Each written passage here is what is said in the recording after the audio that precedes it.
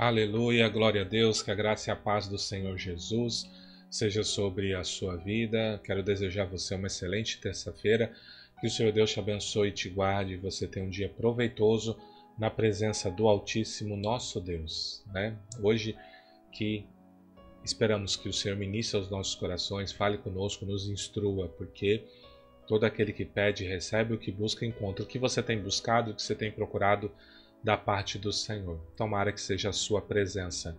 Devemos buscar a face do Senhor, né? Ou seja, interesse nele e não a sua mão, o que ele pode oferecer, né? Então, que Deus fale conosco, nos instrua para a glória do teu nome. Vamos orar, vamos agradecer a Deus. Pai, bendizemos a ti por mais essa rica oportunidade que o Senhor nos concede. Obrigado, Senhor. Se não fossem as suas misericórdias, nós já teríamos sido consumidos. Que o Senhor esteja conosco, nos fortalecendo, nos abençoando na força do seu poder. Pai, nos ajude nesse dia chamado hoje. É o que eu te peço, te louvo e te agradeço. Em nome do Senhor Jesus. Aleluia. Amém. Graças ao bom Deus. Vamos então estar lendo, né? Meditando em Provérbios 21, tem 31 versículos, né? Vamos então estar lendo até provavelmente o 16. Vamos lá então. Para o Senhor Deus, controlar a mente de um rei é tão fácil como dirigir a correnteza de um rio, né? Então, aqui nós estamos falando do agir de Deus. Para Deus, mudar cursos e estações não tem problema, né? Uma pessoa que está no governo, uma pessoa que está à frente, para Deus poder fazer uma obra na vida dele, ele faz, né? Tem um caso, né, que a Bíblia relata, que Deus estava consultando os anjos, né, perguntando, né, quem dos anjos se ofereceria, né, para fazer com que o rei não subisse, né, não fizesse tal ato. E a Bíblia diz que um espírito apareceu dizendo, eu farei. E Deus pergunta, como você vai fazer? Eu falo assim, eu vou colocar mentira na boca de todos os profetas, né? Então, Deus tem a sua maneira de atuar. Então, ele permitiu que um demônio atuasse na vida de um rei. Então, Deus não tem problema em lidar com pessoas. Nós temos, Deus não, tá? Então, creia no Senhor teu Deus. Ele pode mudar a sua história, a sua situação, porque isso para ele não é difícil.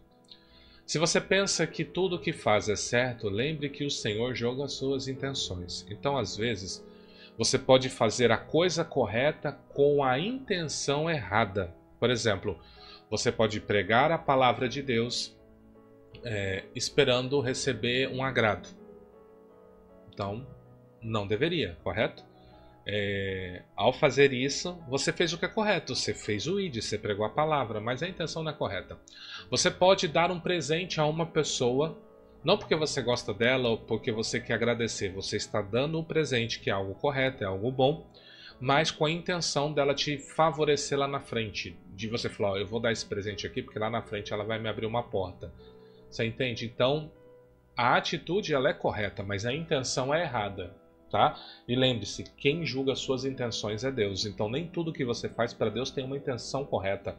E às vezes você pensa que vai receber galardão por coisas que a sua intenção era errada. Você não tinha o propósito de glorificar a Deus. Como Deus vai te pagar, digamos assim, retribuir um bem, uma graça, se você fez com segundas intenções, entendeu? Faça o que é direito e justo, pois isso agrada mais a Deus do que oferecer sacrifícios. Nós pensamos que uma vida religiosa, uma vida, né? Eu tenho que estar na igreja, né? De segunda a segunda, sacrificar família, casamento, né? E a gente pensa que isso é muito mais correto do que eu ser um bom pai, uma boa mãe, eu ser um bom cônjuge, eu ser um bom trabalhador, né? A gente tem que evitar algumas coisas. Tem pessoas, por exemplo, que vão usar o seu trabalho para fazer as coisas de Deus. Não, se você está no trabalho, se você tem uma oportunidade de fazer, tudo bem. Se você tem autorização para fazer, glória a Deus por isso.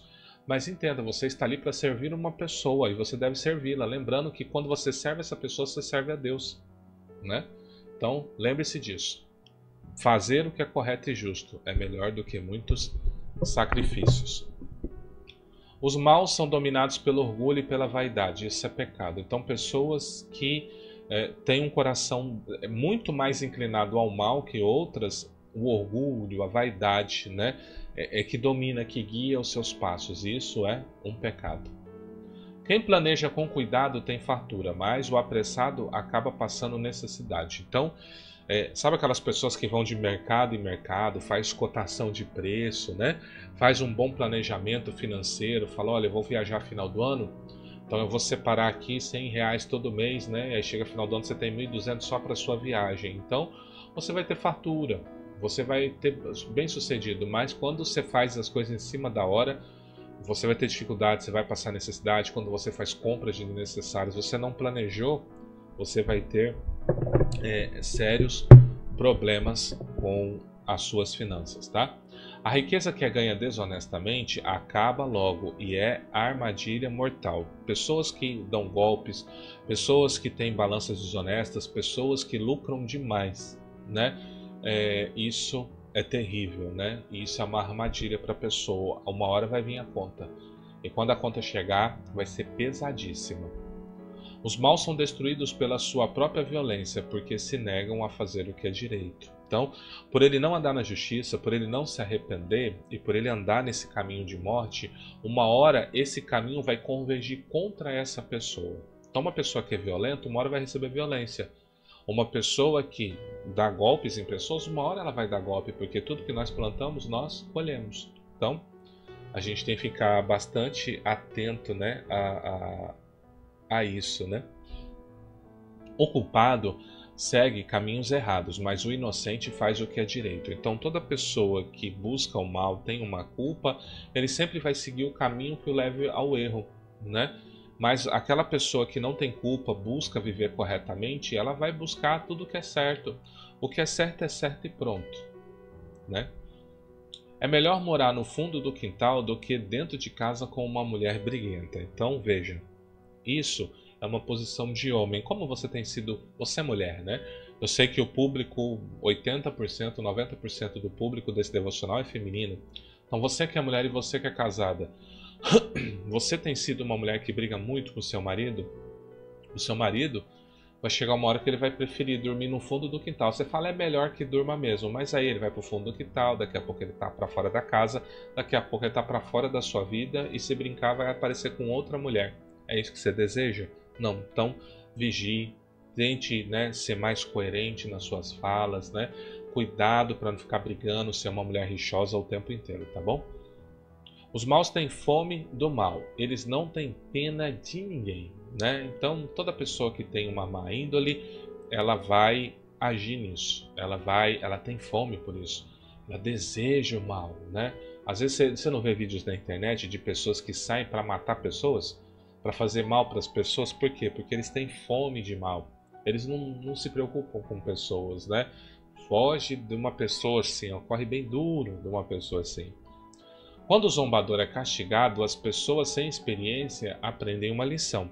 Quando se ensina o sábio, o seu conhecimento é aumentado. Nós já falamos isso em uma outra leitura. Às vezes os provérbios eles são repetidos com outras palavras, mas a ideia é trazer uma mesma mensagem, né?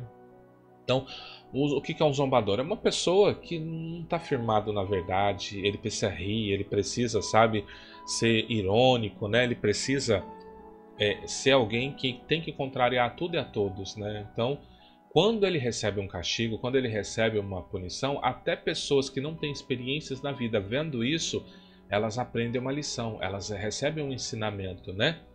E quando nós ensinamos um sábio, se você consegue ensinar um sábio, para ele cresceu mais em conhecimento. Ele fala, olha, eu estava precisando desse conhecimento, né? Então, só para você ver que o zombador precisa ser castigado. E às vezes nem assim resolve, né? Mas o sábio, quando ele é ensinado, ele cresce no conhecimento. Deus, que é justo, observa os maus e os faz cair na desgraça. É por isso que às vezes você vê uma pessoa prosperando, de repente ela perde tudo. Ela não consegue viver o que ela conquistou no engano, no roubo, ela não consegue. Deus vai lá e age. Então às vezes você fica aí iludido porque ele parece que tem uma casa boa, um carro bom, mas a casa tá para ser tomada, o carro tá para ser tomado e você tá aí com inveja. Não seja assim não, tá? Foca na sua vida, foca nas suas coisas, não tem a grama do vizinho, ela não é mais verde que a sua, tá? Por mais que pareça, ela não é. Quem recusa ouvir o grito do pobre também gritará e não será ouvido. Aqui está falando o quê? Ajuda ao necessitado. Quando o pobre grita, ele está pedindo socorro, ajuda. Quando tem um pobre pedindo ajuda, você não deve negar. Por quê? Porque se um dia você passar necessidade, você, quando pedir também, Deus vai fechar o coração de todo mundo para que ninguém te ouça. Por quê? Porque quando você teve a oportunidade de ajudar o necessitado, você não ajudou, você fechou a mão, você encolheu a mão, tá? Então, ajude, se você pode, ajude. Ajude como você puder. Dê um presente em segredo a quem estiver zangado com você e a raiva dele acabará. Então, aqui, a gente, né, já falou lá das intenções um pouco antes. Quando você dá um presente com uma intenção errada, né, Deus vai te julgar, correto? Mas você descobre que alguém está zangado com você, né? Lembra o que Jacó fez? Foi isso que Jacó fez. Ele, quando ficou sabendo que Esaú ia encontrar com ele montou comitivas e mandou presentes. Para quê? Para ir quebrantando. Porque qual era a promessa de Esaú? Quando eu ver Jacó, eu vou matar ele. Então Jacó mandou 3 comitivas de presente, a ponto da raiva dele se abrandar, digamos assim, né? Então, se tiver alguém ruim, dá um presente, né? Para quê? Para buscar uma reconciliação, para pedir perdão, resolver esse assunto, tá? Então, essa é uma estratégia. A intenção é boa, você quer reconciliar, você quer acabar esse mal, essa raiva. Então, essa não é uma intenção errada nesse caso.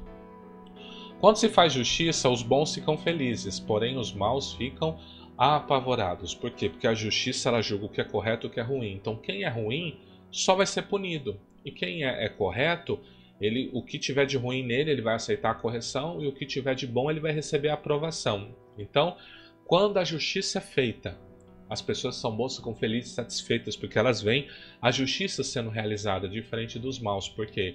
Porque se vira ele vai ter que pagar um alto preço.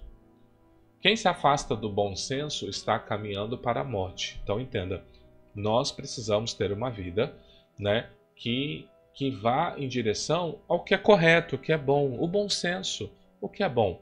Temos que buscar isso, né?